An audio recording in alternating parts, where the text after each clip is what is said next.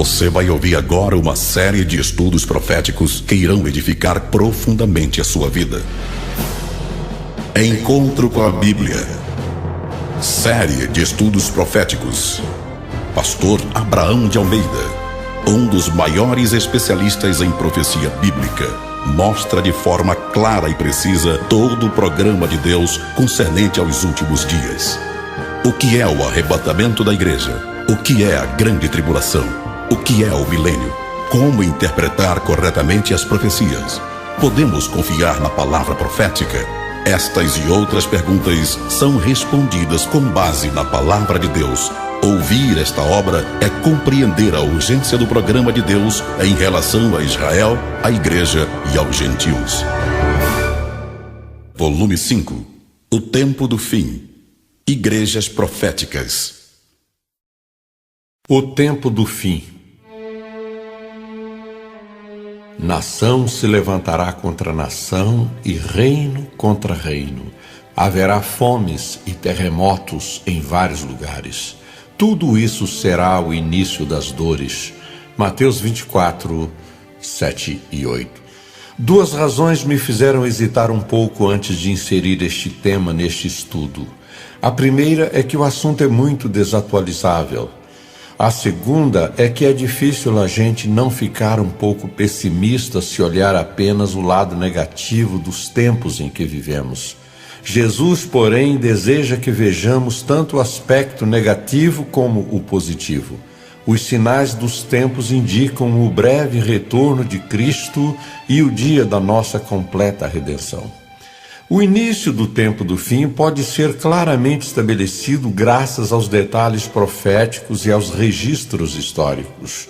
Ele veio à luz por meio das dores de parto da Revolução Francesa, na transição do século XVIII para o XIX. A partir desse grande evento histórico, temos as guerras napoleônicas, a expansão da democracia, a Revolução Industrial, as sociedades bíblicas, as missões evangélicas mundiais e o surgimento de diversas seitas heréticas e de movimentos anticristãos.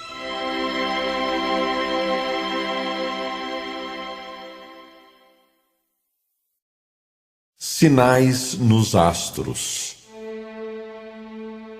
Em Lucas 21, 25, Jesus afirma: haverá sinais no sol, na lua e nas estrelas. João apóstolo, em Apocalipse 6, 12 a 13, diz: observei quando ele abriu o sexto selo. Houve um grande terremoto. O sol ficou escuro como tecido de crina negra. Toda a lua tornou-se vermelha como sangue, e as estrelas do céu caíram sobre a terra como figos verdes caem da figueira quando sacudida por um vento forte. É notável como a história registra eventos envolvendo os astros referidos por Jesus e por João na mesma sequência em que lemos na Bíblia. No dia 19 de maio de 1780, em toda a região da Nova Inglaterra, Estados Unidos, o sol escureceu-se tanto a partir das 9 horas da manhã que as galinhas voltaram para o galinheiro e as pessoas tiveram que acender a luz dentro de suas casas. O fenômeno durou todo o dia e por volta das 6 da tarde, a lua surgiu no firmamento vermelha como sangue. Nem é preciso dizer que o fenômeno provocou rápido despertamento espiritual, com o povo perguntando se aquilo era um sinal da volta de Jesus. Mais tarde, em 1833, na mesma região dos Estados Unidos, ocorreu o maior fenômeno de estrelas cadentes já registrado. Durante longas horas, o céu noturno foi riscado por uma quantidade imensa de luzes partindo todas de um ponto central, exatamente como os figos são lançados da figueira agitada por um forte vento. Dirá o ouvinte que esses são eventos de um passado já distante, e eu respondo que o evento histórico que mais corresponde ao início do tempo do fim é justamente a Revolução Francesa, que termina com a aclamação de Napoleão Bonaparte, imperador da França, em 1804. Somente a partir do início do século XIX se cumprem os eventos preditos por Jesus, eventos que haveriam de preceder o seu retorno à Terra. Notemos ainda que a passagem de Apocalipse fala de um grande terremoto que haveria de preceder os sinais nos astros. Esse terremoto foi, sem dúvida, o grande terremoto de Lisboa, que teve início no dia 1º de novembro de 1755, dia de Todos os Santos, e só terminou em 31 de dezembro daquele ano. Do alto de um dos castelos da capital portuguesa, pude ter uma ideia da vasta área da cidade que fora totalmente destruída. Vale a pena ler aqui parte do discurso de Rui, proferido por ocasião das comemorações no Rio de Janeiro do centenário de Marquês de Pombal. Abro aspas. A cabeça da grande Lusitânia vacila, como se a embriaguez do misticismo devoto a sacudisse no delírio de uma visão de Apocalipse. As abóbadas dos templos confundem sob as mesmas ruínas as imagens e os crentes, a hóstia e os levitas, o sangue dos fiéis e o da vítima incruenta. As ruas sucam-se em abismos, os palácios desabam trovejando, a casaria esboroando-se numa sucessão infinita de fragores indizíveis, desaparece na voragem, na confusão e no incêndio que açoita com as asas rutilantes as trevas desse círculo dantesco. No meio desse conflito gigantesco de todos os elementos e de todos os terrores, entre essa luta de todas as tempestades da natureza com todas as desgraças do destino humano, sob um céu que a tormenta forrou do chumbo das suas nuvens contra as lágrimas da terra, quando o dia foge e o chão falta debaixo dos pés, quando a opulência desaparece esmigalhada, enlameada, calcinada pelas fendas do solo, quando a razão se apaga em todos os espíritos, quando a loucura do medo enche o vazio deixado pela inteligência ausente. Tal imperturbavelmente imóvel através da noite, sobre a cratera acesa do Hecla solitário, quanto a lava entornada queima de redor os campos e destrói ao longe os últimos vestígios da vida, a incomensurável coluna de fogo que se alonga para os céus, indiferente aos mais rápidos ventos, enquanto o bramido formidável do fenômeno subterrâneo parece ameaçar a subversão do mundo. Este discurso de Rui Barbosa, proferido no dia 8 de maio de 1882, consta da coletânea literária organizada por seu genro Batista Pereira. Segundo a lei da dupla referência, creio que o que acabamos de narrar ocorrerá de novo no futuro de uma forma muito mais destruidora e apavorante, na época denominada na Bíblia de o dia da vingança do nosso Deus, Isaías 61:2. Quanto ao nosso astro-rei, informou a imprensa em 1999 que uma tempestade solar deixou uma região do Canadá sem energia elétrica no maior blackout daquele país, obrigando as autoridades a investirem $1 bilhão na proteção de sua rede elétrica contra a fúria do sol. Os Estados Unidos têm um prejuízo anual de $100 milhões somente no que diz respeito a danos provocados nos satélites do governo norte-americano pelas tempestades solares, especialmente por ocasião do El Niño, que ocorre a cada 11 anos. O nosso Sol se enfurece e lança ao espaço bolas de fogo muito maiores que a Terra a temperaturas de milhões de graus Celsius. Parte dessas violentas explosões chega à Terra sob a forma de ventos solares e ondas de partículas ionizadas que varrem e perturbam o campo magnético do nosso planeta.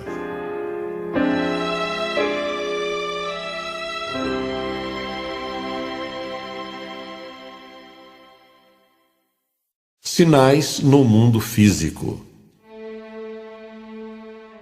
Erupções vulcânicas.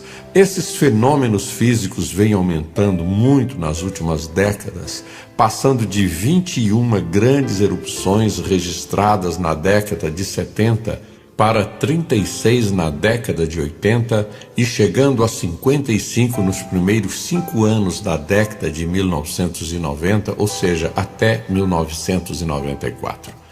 Algumas dessas erupções de grande porte causaram espanto pelo fato de partirem de vulcões adormecidos há décadas ou séculos que de repente entraram em atividade, como é o caso do Monte Santa Helena, no estado de Washington, Estados Unidos, que estava inativo há mais de 175 anos e acordou na manhã de 18 de maio de 1980 como a maior erupção da história dos Estados Unidos. Em 1982 foi a vez do vulcão mexicano El Chicón entrar em erupção de modo tão intenso que envolveu todo o planeta numa ampla camada de ácido sulfúrico e hidroclórico. Em 1983, o Kilauea, do Havaí, entrou em erupção e manteve-se ativo durante vários anos.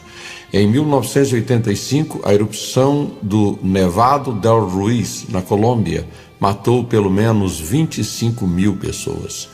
Depois de mais de 600 anos de inatividade, o Pinatubo, nas Filipinas, acordou em junho de 1991 e se tornou a segunda maior erupção vulcânica do século XX, matando cerca de 800 pessoas e lançando tanto material na atmosfera que circundou o globo em 3 semanas e cobriu 42% do planeta 2 meses depois da erupção. O Pinatubo, segundo os cientistas, provocou muitos distúrbios na atmosfera, ocasionando, entre outras calamidades, o rigoroso inverno da Nova Zelândia em 1992, os violentos furacões daquele ano, como o Iniki e o Andrews. Este último destruiu 63 mil residências nos Estados Unidos e passou bem próximo de minha casa, bem como as chuvas torrenciais que alagaram o meio oeste dos Estados Unidos em 1993. No final de 2002, foi a vez do Etna italiano acordar, espalhando medo e terror na Sicília. Alguns estudiosos afirmam que há uma correlação entre o deslocamento dos polos magnéticos e as explosões solares com a frequência das erupções vulcânicas. Entre 1850 a 1950, os polos magnéticos deslocaram-se em média 2 milhas por ano, ao passo que a partir de 1950, quando recrudesceu a atividade vulcânica, o polo norte magnético se deslocou mais de 200 milhas, com um aumento de 400% de declinação. Terremotos. É assustador o aumento do número e da intensidade dos terremotos nos últimos anos, revelando que estamos vivendo na época predita por Jesus. Durante o século XIX, ocorreram 41 grandes terremotos que mataram pouco mais de 350 mil pessoas. No século XX, até maio de 1997, já haviam ocorrido 96 grandes terremotos que provocaram a morte de mais de 2.150.000 pessoas. Especialmente no Oriente Médio, que tem sido palco de grandes cumprimentos proféticos, salienta-se o aumento dos terremotos. Dividindo-se os primeiros 80 anos do século XX, na primeira metade ocorreram 974 terremotos na região, ao passo que nos 40 anos seguintes ocorreram 3.572 terremotos. Em fevereiro de 2001, os repórteres da rede noticiosa norte-americana CNN comentaram que o século XXI havia começado com grandes tragédias, pois em apenas 15 dias haviam ocorrido em todo o mundo 8 grandes tremores, todos com categoria acima de 5,5 na escala Richter. Entre esses terremotos, 2 em El Salvador, com milhares de vítimas, e um na Índia, que ceifou cerca de 150 mil pessoas e deixou mais de 1 milhão desabrigados. Furacões. De 1900 a 1949, ocorreram 12 furacões no mundo, com um total de 61.874 vítimas fatais. De 1950 a 1996, ocorreram 77 furacões que provocaram a morte de 1.069.797 pessoas. Um único furacão que atingiu Bangladesh em 30 de abril de 1990 causou a morte de 139 mil pessoas. Inundações. As grandes inundações estão ocorrendo cada vez mais a miúde em todas as partes do mundo, acarretando a destruição de cidades e vilas, perdas agrícolas, doenças e mortes. Segundo o Almanaque Mundial, durante todo o século XIX ocorreram 3 grandes inundações em que morreram cerca de 938 mil pessoas. No século XX, até agosto de 1996, já haviam ocorrido 82 grandes inundações em diversos pontos do globo, as quais mataram 4.072.000 pessoas. É extraordinário o aumento do número de inundações nas últimas décadas do século XX. De 1900 a 1939 ocorreram 10 tragédias desse tipo, enquanto que nos 40 anos seguintes tivemos mais de 40. O profeta Isaías fala de um tempo em que a terra seria quebrantada, fendida e totalmente abalada. A terra vacila como um ébrio, oscila como uma choça ao vento. Tão pesada é a culpa da sua rebelião que ela cai e jamais se levantará. Capítulo 24, versículos 19 e 20. O apóstolo Paulo também fala das angústias da terra por causa do pecado. Diz ele: a ardente expectativa da criação aguarda a revelação dos filhos de Deus, pois a criação ficou sujeita à vaidade, não por sua vontade, mas por causa daquele que a sujeitou, na esperança de que também a própria criação será libertada do cativeiro e da corrupção, para a liberdade da glória dos filhos de Deus. Sabemos que toda a criação geme como se estivesse com dores de parto até agora. Romanos 8, versículos 19 a 22.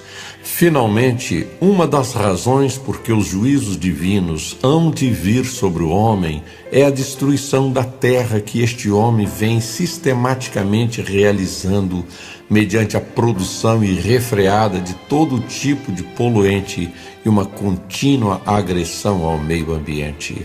Apocalipse 11, 18.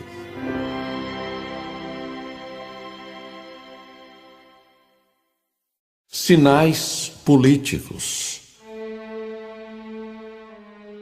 Jesus disse que haveria guerras e rumores de guerras antes da sua vinda. Na década de 90, havia cerca de 40 guerras regionais em todo o mundo. Em 1948, a revista Boletim dos Cientistas Atômicos criou o relógio do fim do mundo em Chicago como um alerta de que uma guerra nuclear pode provocar a própria extinção da raça humana. Em 1980, cerca de 15 nações já possuíam tecnologia nuclear e mais da metade delas possuía armas nucleares. Hoje, há um potencial nuclear capaz de destruir toda a humanidade 27 vezes. Talvez Jesus estivesse se referindo a uma guerra nuclear quando disse: se aqueles dias não fossem abreviados, nenhuma carne se salvaria. Mateus 24, 22. Vejamos agora os índices de mortes anuais em combate nos últimos 4 séculos. Século 17, 9.500. Século 18, 15.000. Século 19, 13.000. Século 20, 458.000, até 1980.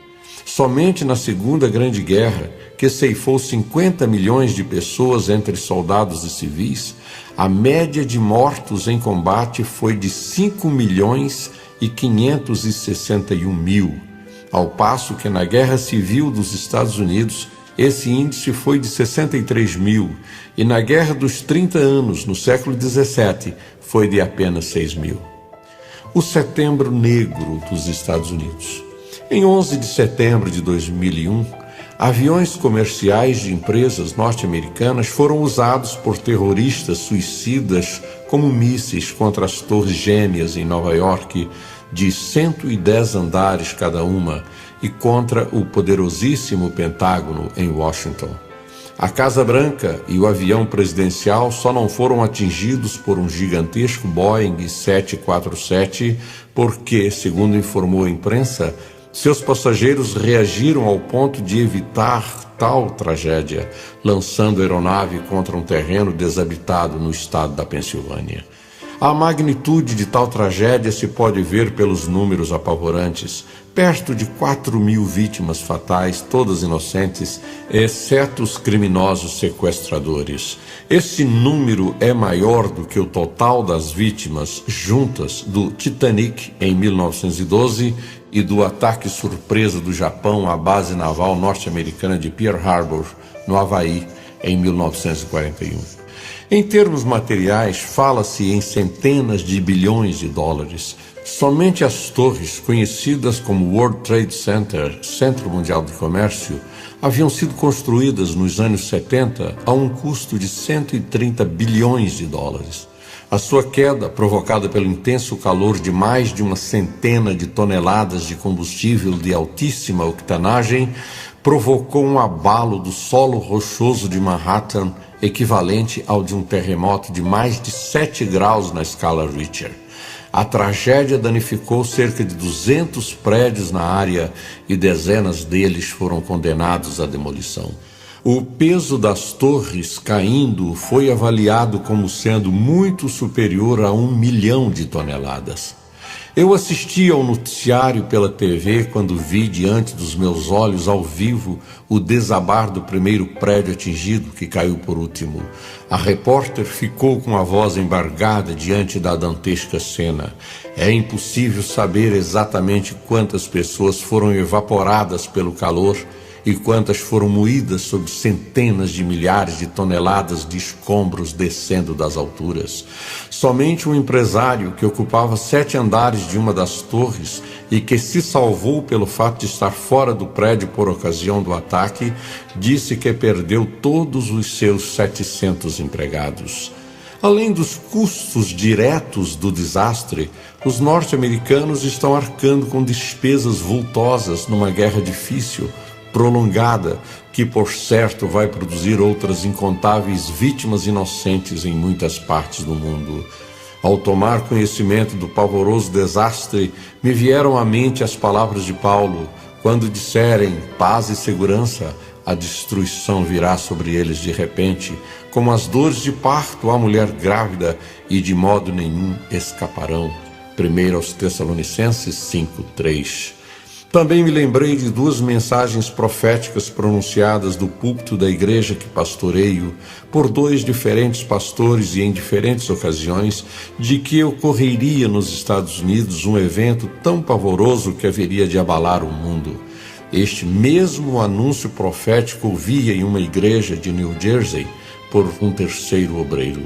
Creio sinceramente que muitíssimas igrejas ao redor do mundo receberam semelhante aviso da parte de Deus por meio do ministério profético, principalmente através dos livros e mensagens de David Wilkerson, pastor da igreja de Times Square, em Nova York.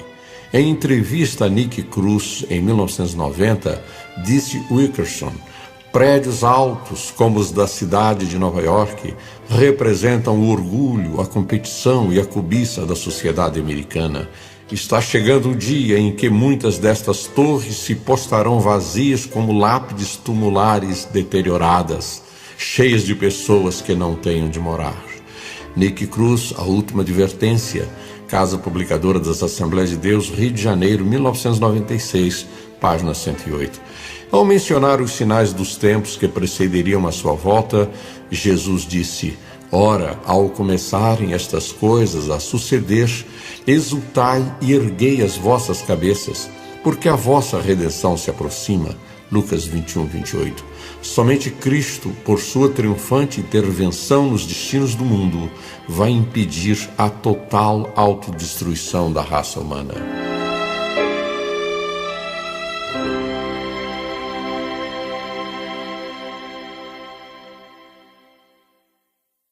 Sinais éticos sociais. O aborto. Entre os muitos sinais éticos-sociais, desejo salientar o do esfriamento do amor materno, refletido no altíssimo número de abortos provocados em todo o mundo, que em 2000 já ultrapassava a casa dos 50 milhões anuais. No para-choques de um automóvel na Flórida, li o seguinte: o lugar mais perigoso para se viver na América é no ventre de uma mãe. A tragédia do aborto não destrói apenas uma vida inocente que não pediu para ser gerada. Atinge também os pais, como é o caso dramático contado por uma parteira relacionado com uma senhora de 30 anos. Abro aspas. Com um golpe de sangue coagulado é expelido um bracinho de uma criança de aproximadamente 5 meses.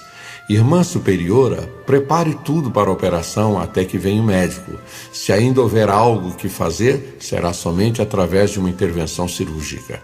Foi uma noite terrível, a mais horrível da minha vida, e alguns dias e noites apavorantes se seguiram. Mas eu gostaria que todos os que alguma vez foram levados pelo diabo a pensar em aborto pudessem participar. Uma parteira está acostumada com muitas coisas: gemidos e gritos, medo e dor, sangue e pavor.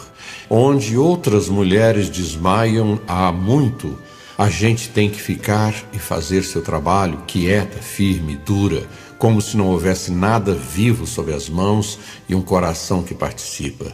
Mas um fim como o desta mulher de 30 anos eu não gostaria de ver novamente. O relógio da torre bateu 12 vezes na quieta, abafada noite de verão. O dia havia sido muito quente. Todas as janelas estavam abertas para deixar penetrar o ar da noite. Normalmente os doentes gostam de escutar as batidas do relógio, mas agora a mulher se ergue, olha para a porta com os olhos cheios de terror. Seu olhar é cada vez mais fixo e apavorado.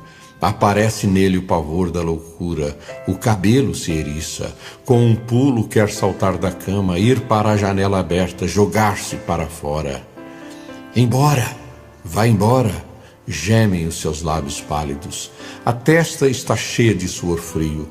Conseguimos segurá-la com o máximo de força. Agora ela se esconde debaixo da coberta, grita e geme em medo e pavor. E não há nada, nada. Nenhuma sombra, nenhum raio de luz. O ambiente está em quieta penumbra. Acendemos a luz, mas ela grita ainda mais no seu sofrimento. Apagamos completamente as luzes, então aí mesmo o pavor toma conta dela. Finalmente usamos a seringa. Na guerra, os enfermeiros recebem bastante liberdade neste assunto. Nós não gostamos de fazê-lo, mas não é possível segurar durante horas uma mulher. Já estamos no fim das nossas forças. Não podemos enfrentar as figuras do delírio, pois não sabemos como elas surgem. Ela não reage a nenhuma ponderação. Durante algum tempo ela fica deitada, esgotada como morta. Seu rosto parece cera e está encovado como de uma mulher de 70 anos. Então o pavor surge de novo e ela começa a falar. Agora eles estão voltando, um após outro. 1, 2, 3. Este já está grande, quase completo.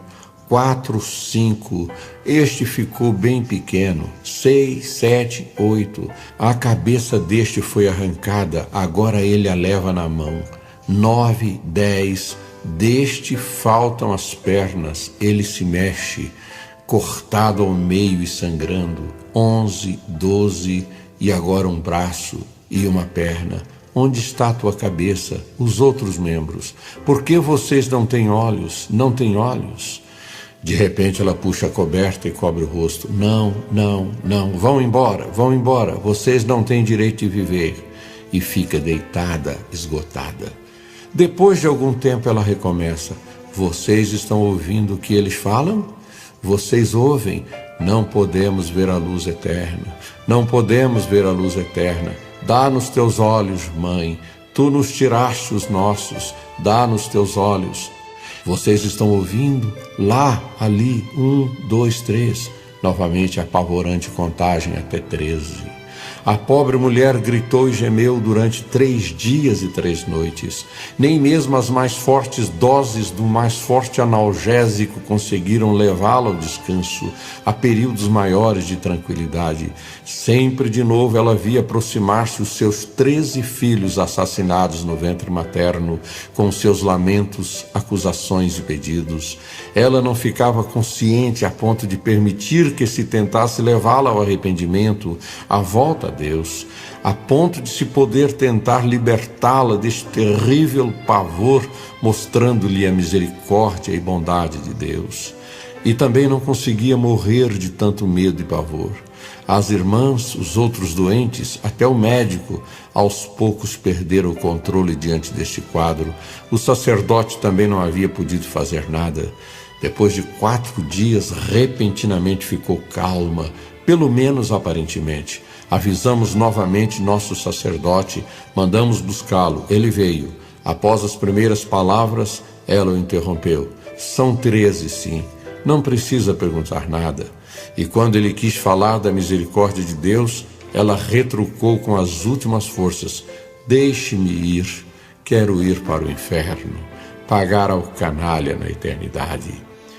E uma última palavra para o marido que chegava. Canalha. E morreu. Abraão de Almeida, Desafios da Nossa Época, Casa Publicadora das Assembleias de Deus, Rio de Janeiro, 1982, segunda edição, páginas 179 a 184.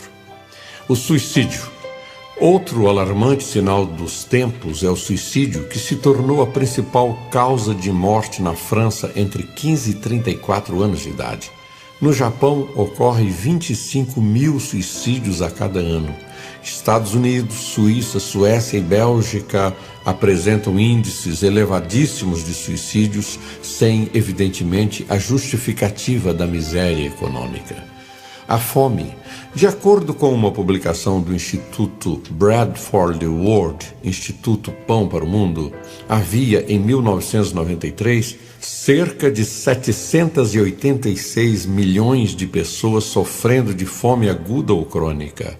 Embora haja fome em todos os continentes, a África continua sendo a região mais atingida por essa calamidade. Nesse continente, o consumo de alimento per capita vem declinando há décadas, caindo para 25% a partir de 1980. Neste início do século XXI, 1/3 da população do mundo, ou seja, mais de 2 bilhões de pessoas, está literalmente passando fome.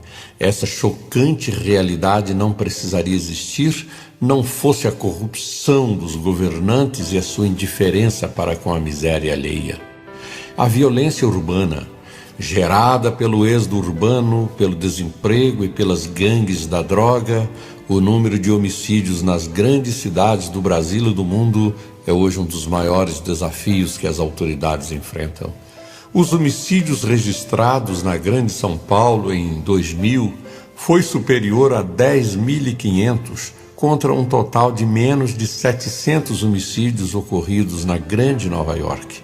Na cidade do Rio de Janeiro, tanto têm sido os assassinatos diários, inclusive com chacina de famílias inteiras, que a imprensa chegou a afirmar que se tratava quase de uma guerra civil.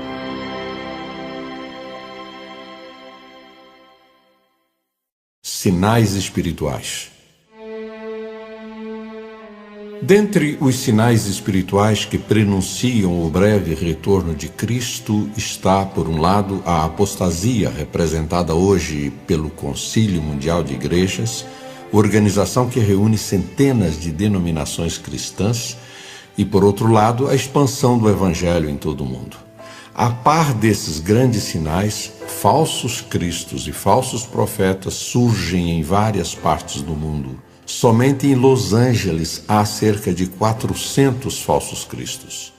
A expansão do ocultismo, principalmente com a filosofia da nova era de Aquário, é também outra preparação para o advento do futuro anticristo.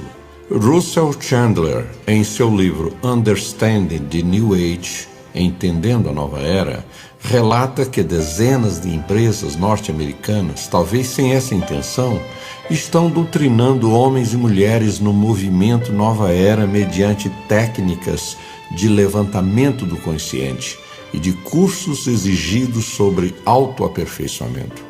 Russell Chandler, Understanding the New Age, Entendendo a Nova Era, World Publishing, Dallas, 1991, página 201. Muitas das principais empresas, dentre as 500 relacionadas pela revista Fortune, regularmente enviam seus executivos a centros e retiros remotos de treinamento a fim de entrarem em contato com o seu eu interno. E que falar da astrologia e da ufologia? Os franceses gastam 650 milhões de dólares com astrólogos cada ano.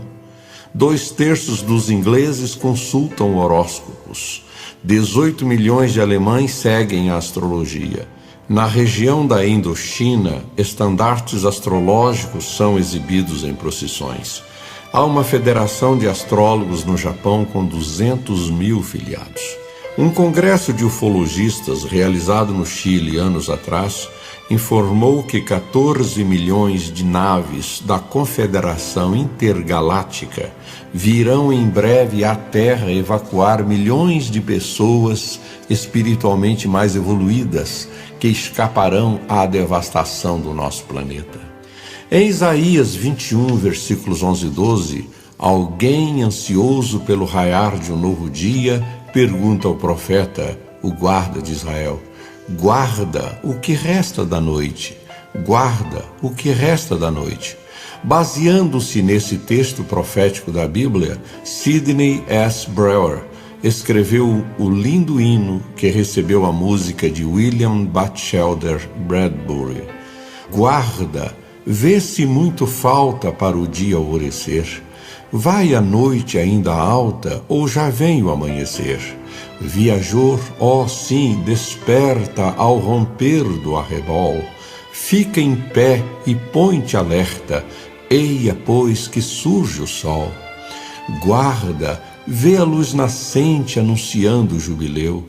Alça a voz alegremente, faz vibrar o próprio céu. Logo os justos falecidos e imortais ressurgirão, ao soar aos seus ouvidos o clarim da redenção. Guarda, vê a terra linda, frutos, flores sem rival. Vê o rei em glória infinda, vê o mar como um cristal. Ouve as harpas, que harmonia, ouve as hostes a cantar.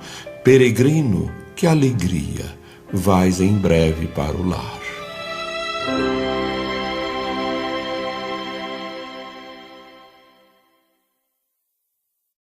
Igrejas proféticas. Creio, como muitos outros estudiosos das profecias bíblicas, que as igrejas dos capítulos 2 e 3 de Apocalipse, embora tivessem existência real nos dias do apóstolo João, são proféticas no sentido de indicarem características da Igreja Universal durante determinados períodos da história. Assim, as 7 igrejas foram escolhidas pelo Espírito Santo como representantes da Igreja desde o dia de Pentecoste até o momento do rapto. Antes de considerarmos cada uma dessas cartas, é interessante notar certas características a todas elas. Primeiro, os títulos que Cristo dá a si mesmo nestas cartas são os mesmos que aparecem no primeiro capítulo de Apocalipse. Segundo, em todas as cartas lemos: aquele que tem ouvidos, ouça o que o Espírito diz às igrejas. Terceiro, nas últimas 4 cartas, o mandamento para ouvir ocorre depois da expressão ao que vencer, enquanto que nas 3 primeiras aparece antes. Isto coincide com o fato de que nas últimas 4 cartas se faz referência à vinda do Senhor, sugerindo que estas últimas igrejas, com suas respectivas características, permanecerão até o retorno de Cristo. E quarto, finalmente, nota-se que, da parte do Senhor, O elogio sempre precede a repreensão.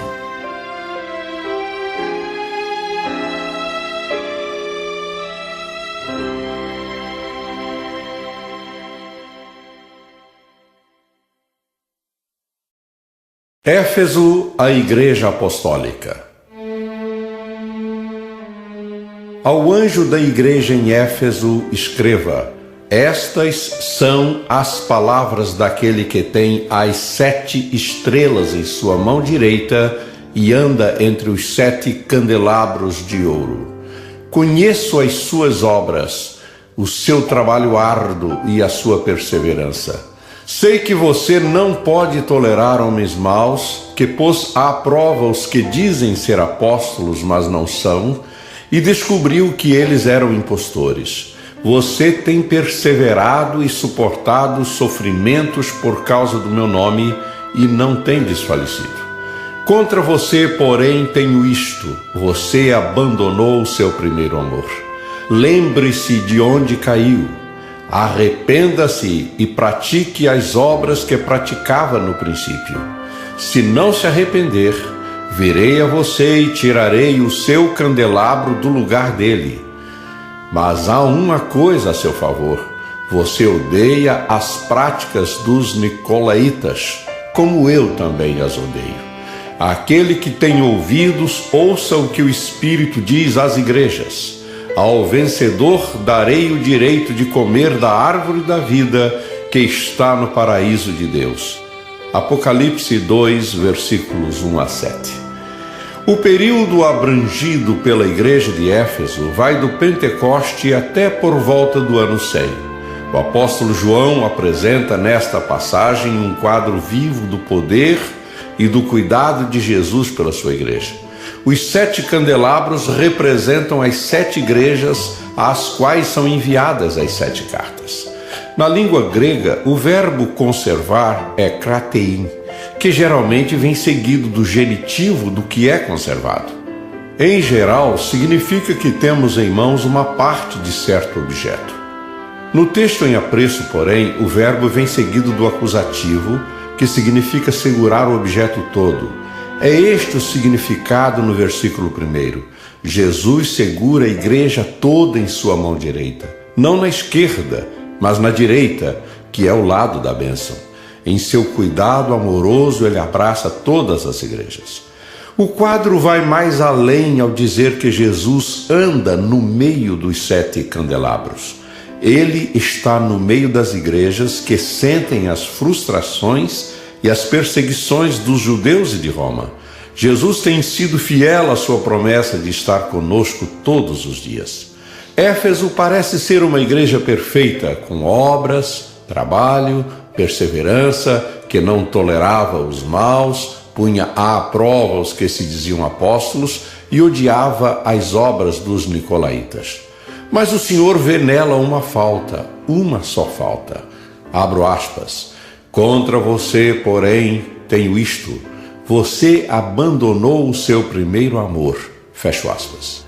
Éfeso era uma igreja possuidora de um grande amor por todos os santos, capítulo 1, versículos 15 e 16, mas havia deixado que esse amor desvanecesse. A verdadeira vida cristã nunca é estática, ela é sempre dinâmica. Se não crescemos em Cristo, nos estagnamos numa falsa piedade.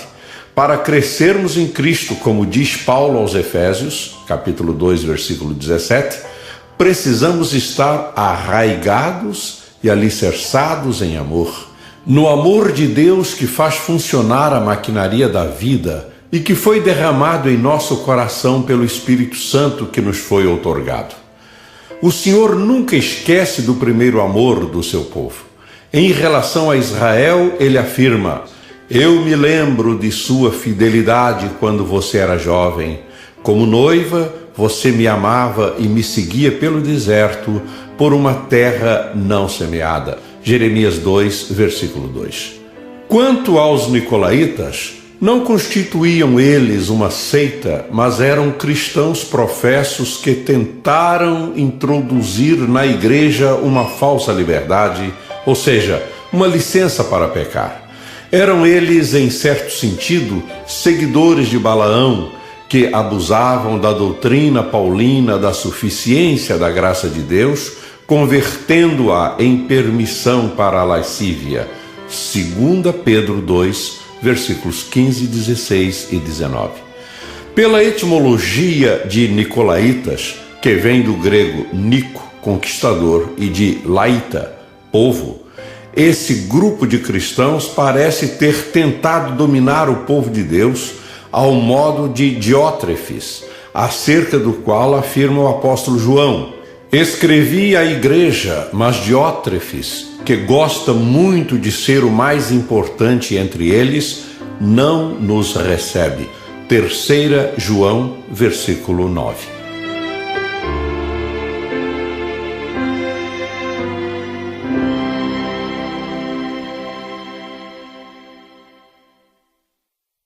Esmirna, a igreja perseguida. Ao anjo da igreja em Esmirna escreva: estas são as palavras daquele que é o primeiro e o último, que morreu e tornou a viver.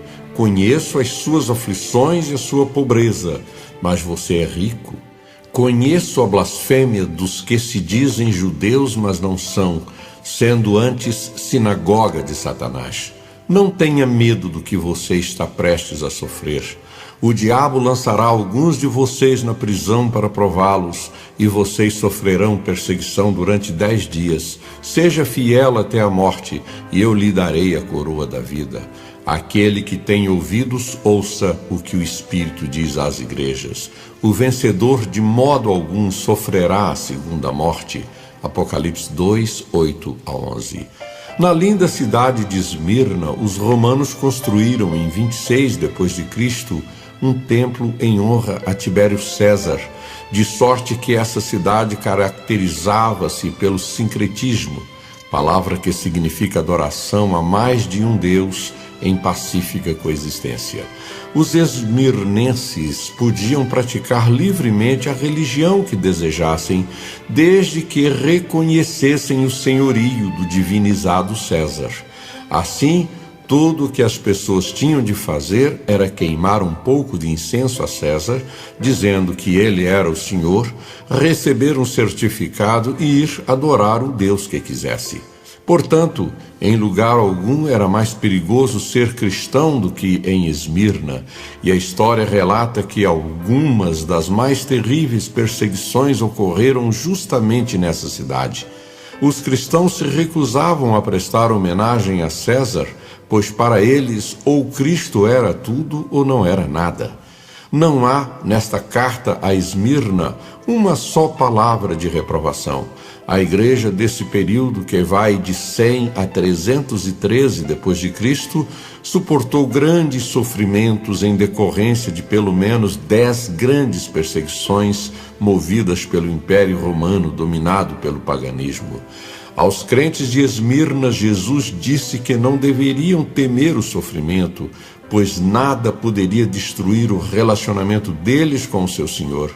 Jesus não seria uma fuga das dificuldades, mas um companheiro em meio a essas dificuldades. Se morremos para nós mesmos quando entregamos nossa vida a Cristo, é certo que já não vivemos mais, mas Cristo vive em nós.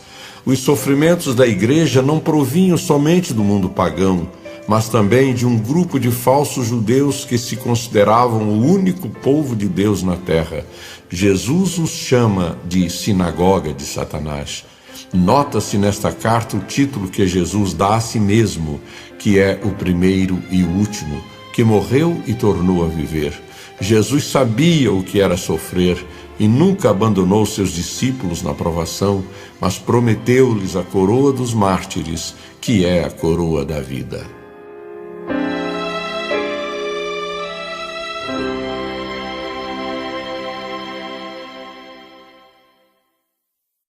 Pérgamo, a igreja estatal. Ao anjo da igreja em Pérgamo escreva: estas são as palavras daquele que tem a espada afiada de 2 gumes. Sei onde você vive, onde está o trono de Satanás. Contudo, você permanece fiel ao meu nome e não renunciou à sua fé em mim, nem mesmo quando Antipas, minha fiel testemunha, foi morto nessa cidade onde Satanás habita. No entanto, tenho contra você algumas coisas. Você tem aí pessoas que se apegam aos ensinos de Balaão, que ensinou Balaque a armar ciladas contra os israelitas, induzindo-os a comer alimentos sacrificados a ídolos e a praticar imoralidade sexual.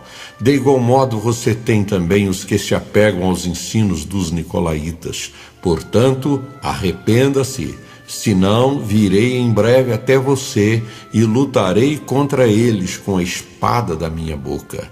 Aquele que tem ouvidos, ouça o que o Espírito diz às igrejas. Ao vencedor darei do maná escondido. Também lhe darei uma pedra branca com um novo nome nela escrito, conhecido apenas por aquele que o recebe. Apocalipse 2, 12 a 17. Esta carta a Pérgamo descreve as condições da igreja numa época que vai de 313 a 590 d.C., quando os cristãos já não são mais perseguidos, mas ao contrário honrados. Constantino concedeu liberdade de culto aos cristãos e nomeou alguns deles para altos cargos no governo. Convém mencionar aqui a maneira como Constantino disputou o trono de Roma com outro pretendente, Maxêncio, e o derrotou. Afirma-se que Constantino viu uma cruz no céu com a frase "Por este sinal vencerás", e decidiu que, se tornasse imperador, haveria de favorecer os cristãos. Maxêncio, por outro lado, resolveu consultar uma conhecida profetisa pagã a fim de saber qual o resultado da batalha. A Sibila lhe disse que no dia da batalha o inimigo de Roma seria derrotado. Maxêncio interpretou a mensagem favoravelmente, julgando que o inimigo de Roma fosse Constantino. A batalha foi travada, o exército de Maxêncio foi totalmente derrotado e ele mesmo teve o humilhante fim de morrer afogado. O resultado da política imperial foi a aproximação entre a igreja e o mundo, que até então se haviam mantido separados. Nesses novos tempos para a igreja, o bispo de Roma foi aos poucos se tornando cada vez mais importante. E quando Rômulo Augustus é destronado pelos bárbaros em 476 d.C., abrindo um vazio de poder no império, é o bispo romano que se levanta como autoridade também no mundo secular, preparando assim o terreno para o surgimento futuro do papado. É notável que o Senhor Jesus mencione Pérgamo como sendo o trono de Satanás e não Babilônia. Por quê? Temos de buscar as respostas nos rastros dessas duas famosas cidades. Pérgamo era a mais famosa cidade da Mísia e situava-se no vale do rio Caico, a 25 quilômetros do mar Egeu, o que lhe conferia grande importância comercial e espiritual. Era considerada a cidade natal do deus Júpiter. Sob o domínio dos reis Atálacos, a cidade encheu-se de templos, colégios e palácios reais. Um dos seus principais monumentos era um templo dedicado ao deus Esculápio, representado por uma serpente. A cidade de Pérgamo sediava o culto a 4 deuses gregos, Zeus, Atena, Dionísio e Asclépio, cujos templos possuíam majestosa beleza arquitetônica.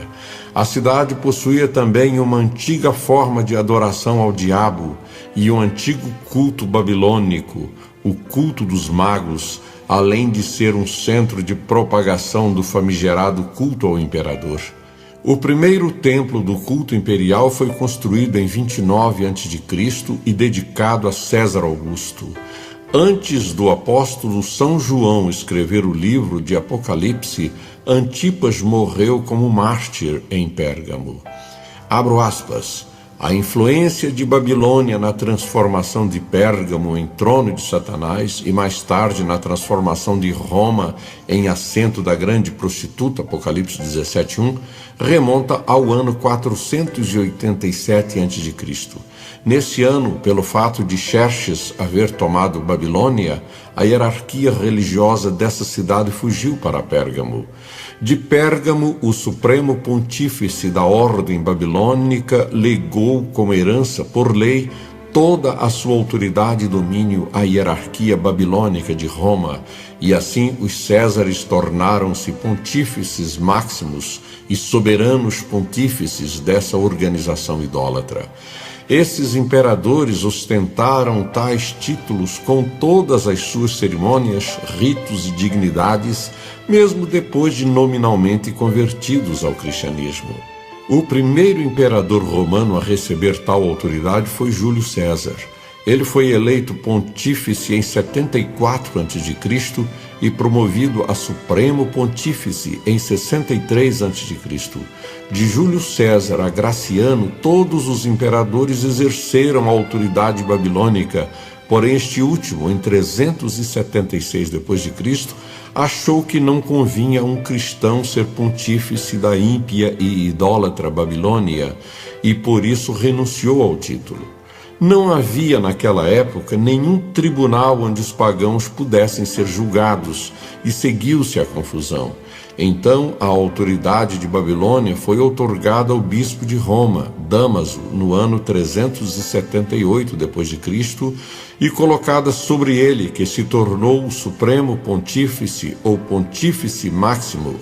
Assim, o poder papal realmente vem da Babilônia, do diabo. Abraão de Almeida, Tratado de Teologia Contemporânea, Casa Publicadora das Assembleias de Deus, Rio de Janeiro, 1986, terceira edição, página 178.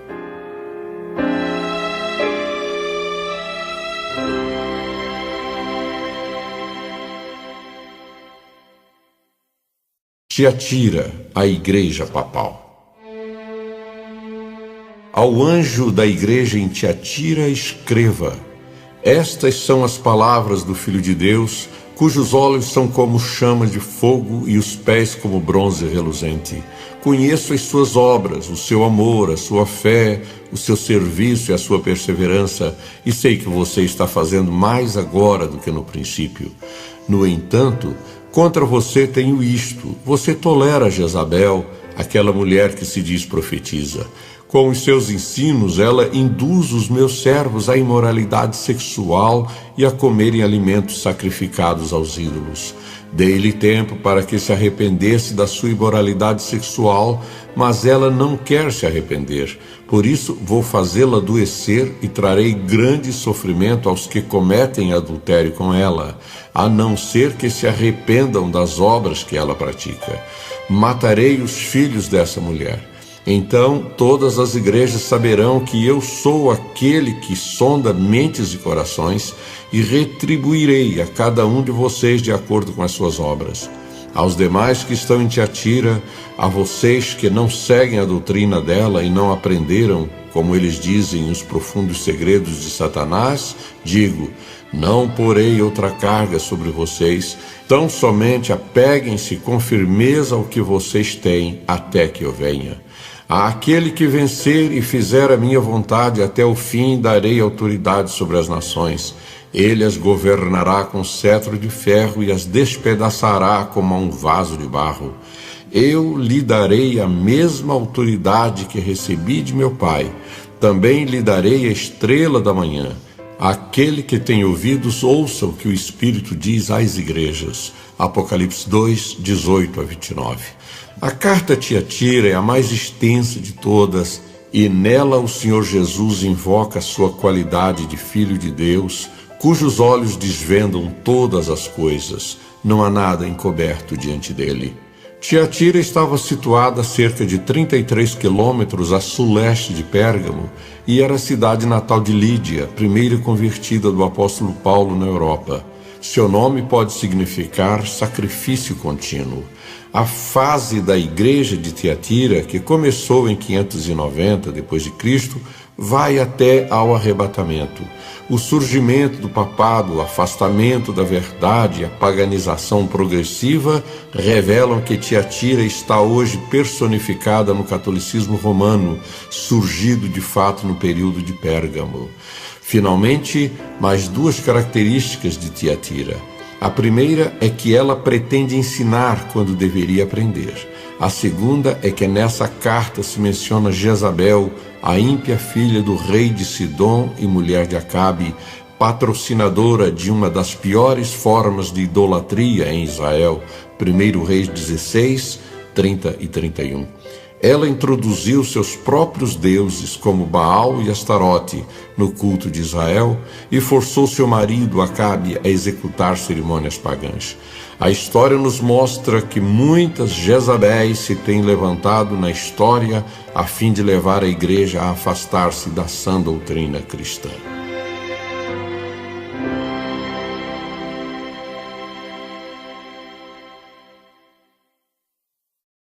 Sardes, a igreja da reforma. Ao anjo da igreja em Sardes escreva: estas são as palavras daquele que tem os 7 Espíritos de Deus e as 7 estrelas.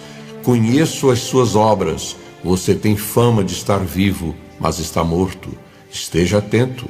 Fortaleça o que resta e que estava para morrer, pois não achei as suas obras perfeitas aos olhos do meu Deus. Lembre-se, portanto, do que você recebeu e ouviu. Obedeça e arrependa-se. Mas se você não estiver atento, virei como ladrão e você não saberá a que hora virei contra você.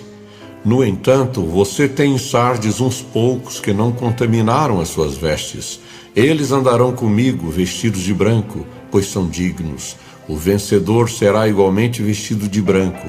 Jamais apagarei o seu nome do livro da vida, mas o reconhecerei diante do meu Pai e dos seus anjos. Aquele que tem ouvidos, ouça o que o Espírito diz às igrejas. Apocalipse 3, 1 a 6.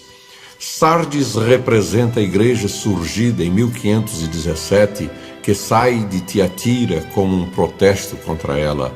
Essa igreja dos reformadores protestantes continua até o retorno de Cristo, mantendo suas principais características.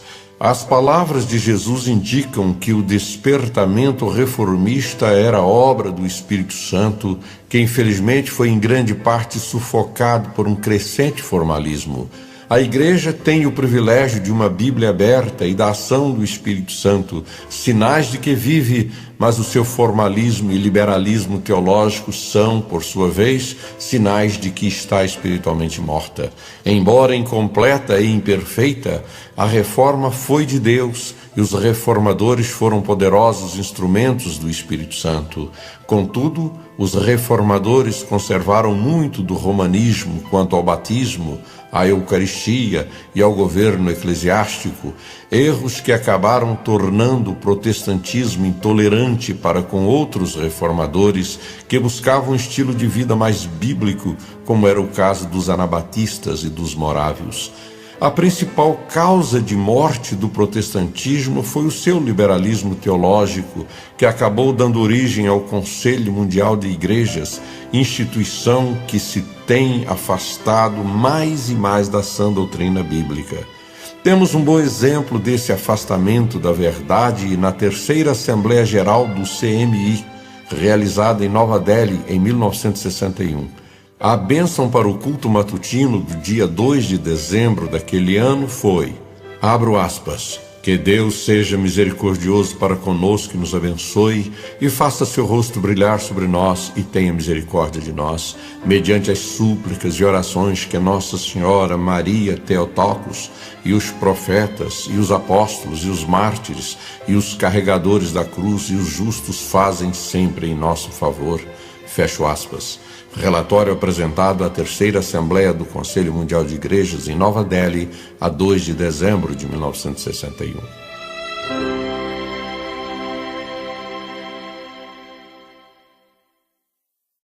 Filadélfia, a Igreja Missionária. Ao anjo da igreja em Filadélfia escreva: estas são as palavras daquele que é santo e verdadeiro, que tem a chave de Davi. O que ele abre, ninguém pode fechar, e o que ele fecha, ninguém pode abrir. Conheço as suas obras. Eis que coloquei diante de você uma porta aberta que ninguém pode fechar. Sei que você tem pouca força, mas guardou a minha palavra e não negou o meu nome. Veja o que farei com aqueles que são sinagoga de Satanás e que se dizem judeus e não são, mas são mentirosos. Farei que se prostrem aos seus pés e reconheçam que eu o amei. Visto que você guardou a minha palavra de exortação à perseverança, eu também o guardarei da hora da provação que está para vir sobre todo o mundo, para pôr à prova os que habitam na terra. Venho em breve. Retenho o que você tem, para que ninguém tome a sua coroa. Farei do vencedor uma coluna no santuário do meu Deus, e dali ele jamais sairá. Escreverei nele o nome do meu Deus e o nome da cidade do meu Deus, a nova Jerusalém, que desce dos céus da parte de Deus, e também escreverei nele o meu novo nome. Aquele que tem ouvidos, ouça o que o Espírito diz às igrejas. Apocalipse 3, 7-13. A palavra Filadélfia significa amor fraternal, e nessa carta não encontramos nenhuma censura. O elogio de Jesus a essa igreja é que, tendo ela pouca força, guardou a palavra dele e não a negou. O movimento missionário em todo o mundo e o surgimento das sociedades bíblicas caracterizaram essa fase da igreja. Filadélfia, uma das cidades mais estratégicas do mundo antigo, situava-se nas fronteiras da Mísia, Lídia e Frígia, tendo ao leste uma das grandes estradas que davam acesso à Europa. A sua localização privilegiada fazia dela uma cidade missionária na propagação da cultura, da língua e do estilo de vida gregos. A expressão "farei do vencedor uma coluna no santuário do meu Deus, e dali ele jamais sairá", versículo 12, tinha particular significado para os cristãos de Filadélfia, pelo fato de essa cidade ser frequentemente atingida por terremotos, por estar situada numa região vulcânica.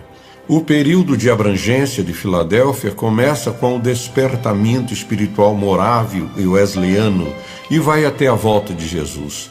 Na Inglaterra do século XVIII, afirmam alguns historiadores, o metodismo dos Wesley salvou aquela nação de uma tragédia similar à que se abateu sobre a França, que foi a Revolução Francesa. Jesus usa nessa carta os títulos divino de santo e verdadeiro, como aquele que personifica a santidade e a verdade. O metodismo nasceu do Clube Santo, de que fazia parte os irmãos Wesley, e a necessidade de santidade era sua mensagem central. O mesmo se pode dizer dos morávios, que influenciaram John Wesley. Embora o avivamento metodista e morável tenham perdido muito da sua força espiritual, as igrejas que dele surgiram conservam a sua ênfase na santidade, como é o caso da Igreja do Nazareno e, na sua maior parte, as igrejas pentecostais.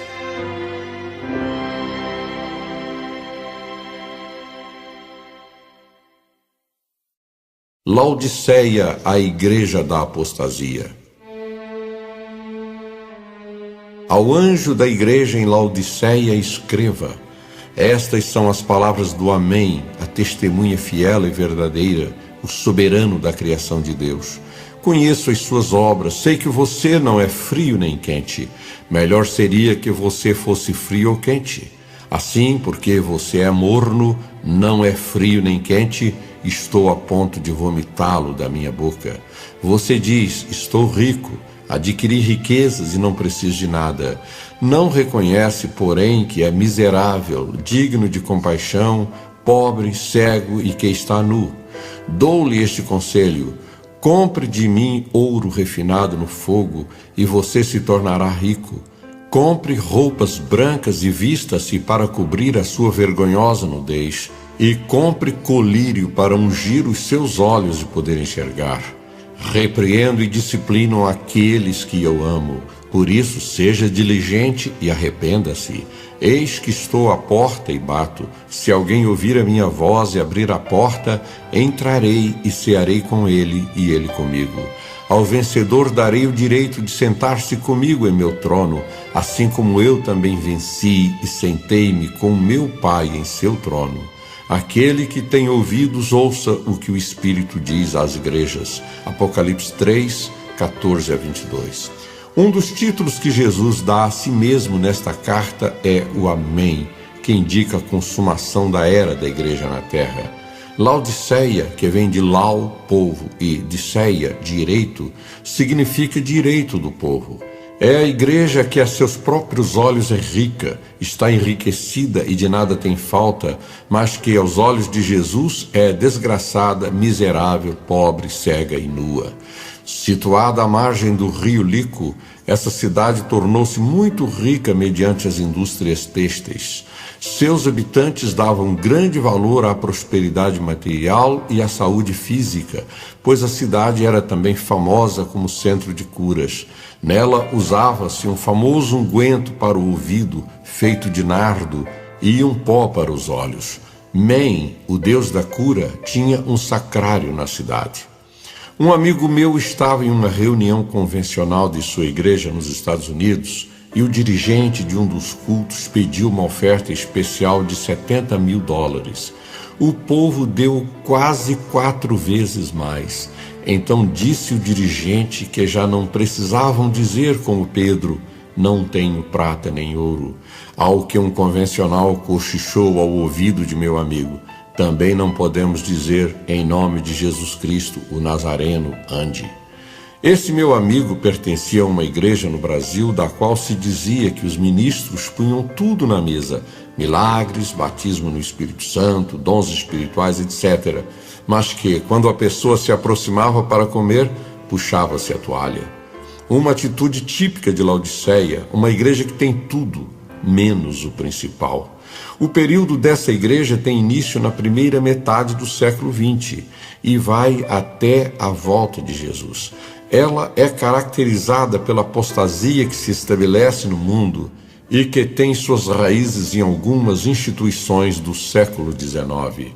É triste perceber que Jesus está do lado de fora dessa igreja que se basta a si mesma. Eis que estou à porta e bato. Resumindo a mensagem escatológica das 7 igrejas proféticas, percebemos que as primeiras 3 já cumpriram o seu papel na história, ao passo que as últimas 4 existem até hoje. Portanto, o cristianismo que conhecemos hoje possui essas 4 correntes principais. A Tiatira está presente no catolicismo romano e no ortodoxismo grego. Sardes corresponde ao protestantismo das grandes denominações reformadas.